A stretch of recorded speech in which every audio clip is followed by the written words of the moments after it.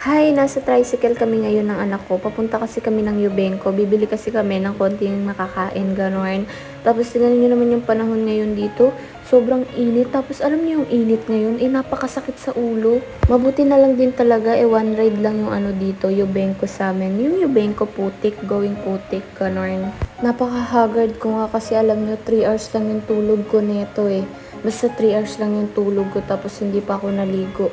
Hindi kasi ako naliligo kapag kulang ako sa tulog kasi parang baka may mangyari sa akin, charot.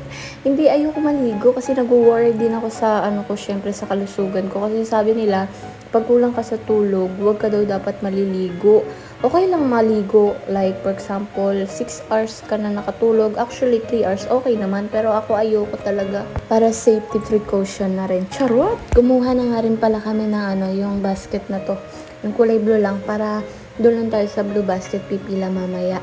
Kumuha lang din pala ako ng yung Pride powder, yung Speed, pinalitan ko yata yun ng Surf, ganun.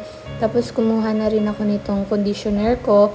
Yung conditioner ko is yung Dove kasi para daw hindi masyadong mag-hairful yung buhok ko. Ano daw? Kumuha na nga rin pala tayo ng 4 na pansit canton at saka 4 na spicy beef noodles. At nag-add na rin pala ako nitong sweetened pineapple yarn.